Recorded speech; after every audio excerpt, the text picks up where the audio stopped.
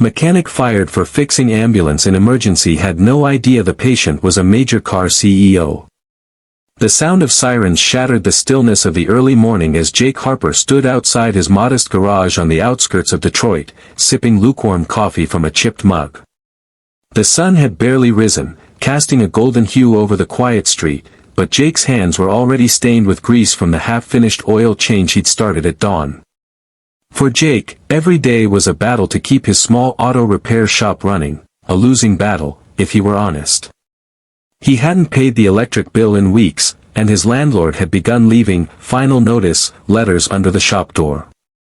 Still, he showed up each day, not for the paycheck, which barely came, but because he believed that helping people, whether it was fixing a stalled engine or a stranger's flat tire, mattered. He didn't expect to become the center of a story that would soon go viral across the nation. That morning, as the ambulance screeched to a halt in front of his shop, Jake noticed something was wrong.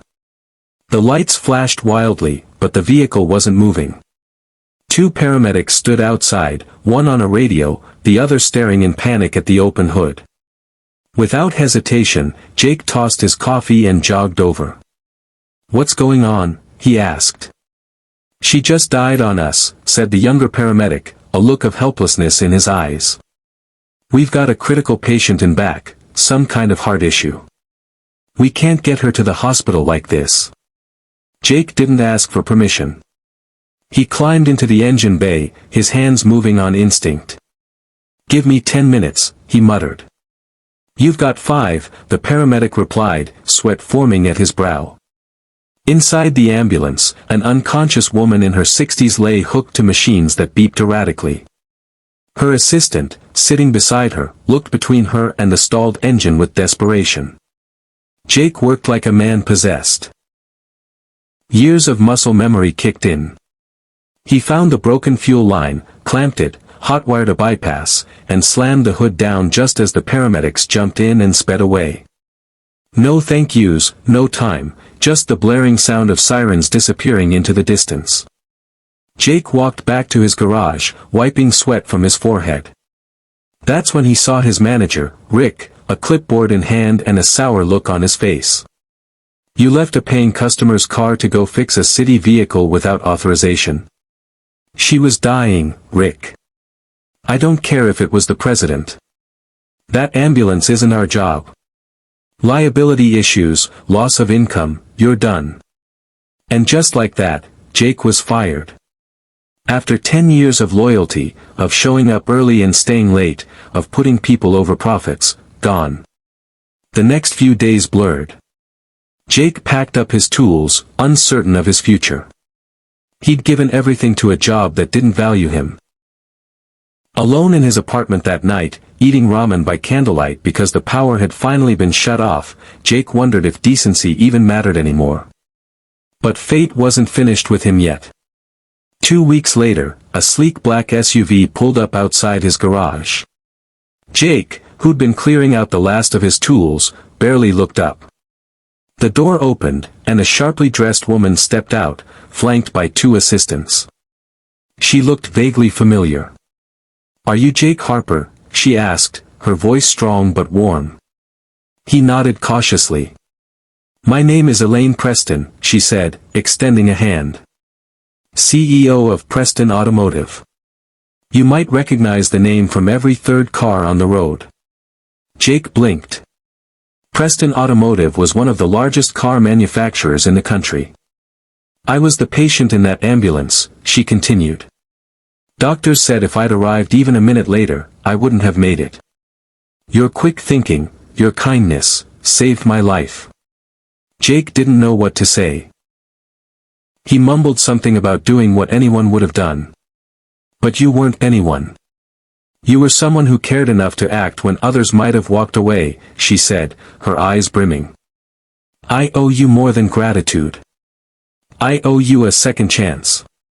She turned and gestured toward the SUV. "I'd like you to come work for me. Not in a garage. I want you in R&D. We need people who understand machines and care about the people driving them." Jake laughed nervously. "I never went to college. I'm just a guy with a wrench and a busted-down toolbox. Elaine smiled. Some of the smartest people I've hired don't have degrees, they have drive. You've got that. And you've got heart. That's what we need. Jake looked at his hands, still rough and calloused. He thought of the years he'd spent fixing cars in the cold, helping strangers without expecting anything in return. He never imagined it would amount to more than oil stains and broken paychecks. Now, someone believed in him.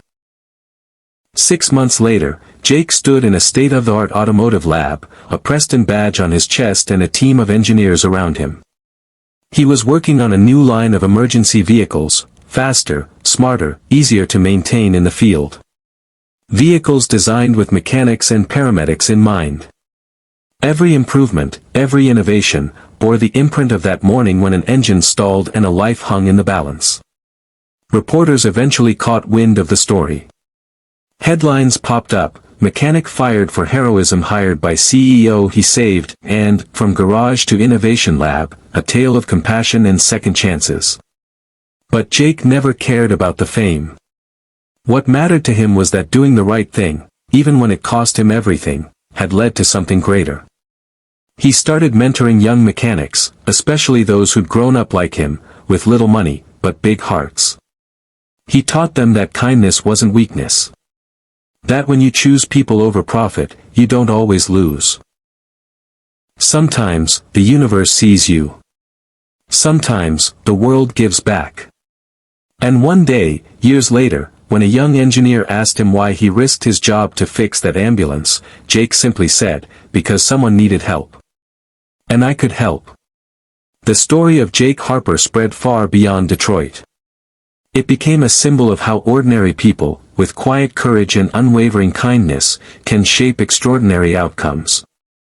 In a world so often focused on profit, power, and prestige, Jake reminded everyone of the simple power of humanity, of choosing to care, even when it's inconvenient. Because sometimes, the smallest acts of compassion lead to the biggest changes. And that's a legacy no paycheck can buy.